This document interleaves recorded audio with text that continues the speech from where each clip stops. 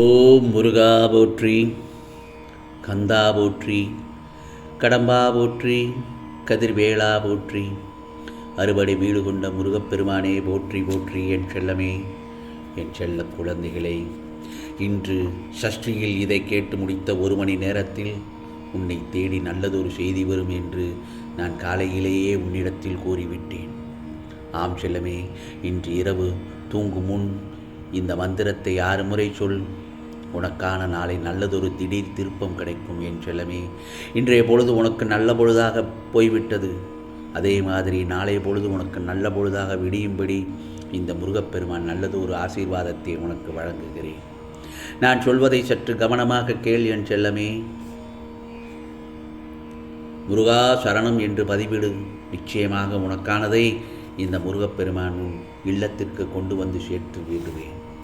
ஏமாற்றப்பட்டு, வஞ்சிக்கப்பட்டு, துரோகம் இழைக்கப்பட்டு, இப்போது வருத்தப்பட்டு உட்கார்ந்து கொண்டிருக்கிறாய். நான் சொல்வது சரிதானே? உனக்கு நடந்த அநீதிகளுக்கெல்லாம் பதில் தர வேண்டும் என்று என்னை கேட்டுக்கொண்டிருக்கிறாய்.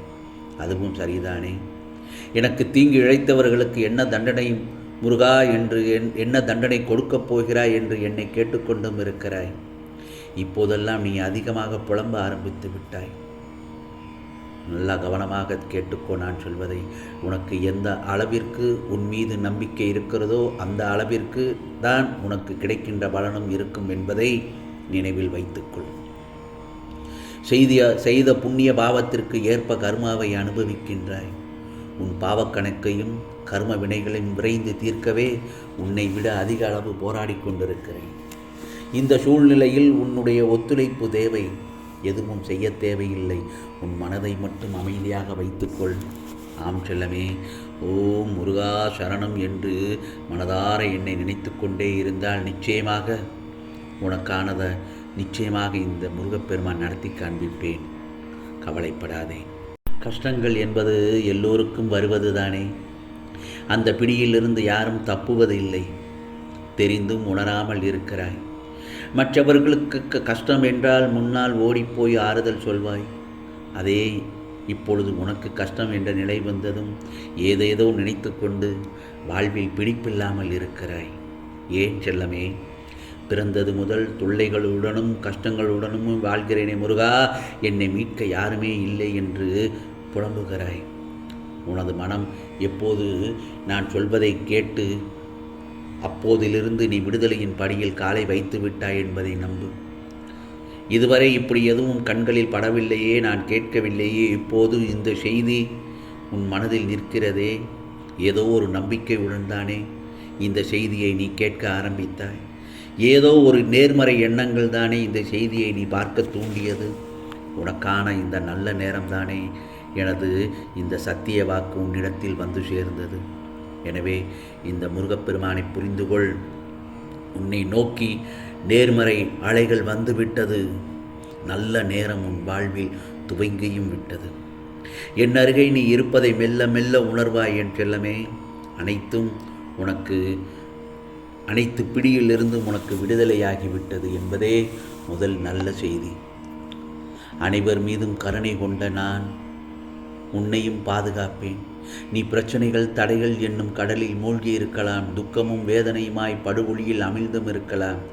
எதை கண்டும் வருத்தப்படாதே. பொறுமையை மட்டும் கடைபிடி. அமைதியாக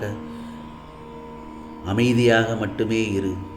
உனது துக்க நாட்கள் முடிந்து விட்டன. நாளை பொழுது உனக்கு நல்ல பொழுதாகத்தான் விடியும் என் செல்லமே. என் மென்மையான கரங்களால் உன்னை வருடிக்கொண்டு உன் பக்கத்தில்தான் இந்த முருகப்பெருமான் நான் இருக்கிறேன். நீ விரைவில் அனைத்து இன்பங்களும் பெறுவாய்.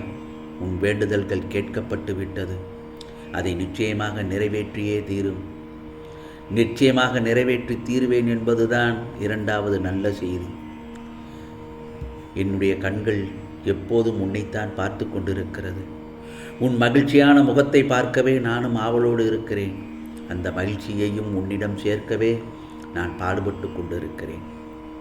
அதனால்தான் கூறுகிறேன், எதற்காகவும் எப்போதும் கலங்கி நிற்காதே என்று. உன் கலங்கிய முகம் காண என் கண்களுக்கு விருப்பமில்லை. துன்பங்களை சந்தித்த வேளையில் எல்லாம் தைரியமாக எதிர்கொண்டு என் முருகப்பெருமான் என்னோடு இருக்கிறார் என்று உறுதியாக போராடினாய். ஆனால் இப்போது நீ இன்பங்களை சந்திக்கக்கூடிய வேளை.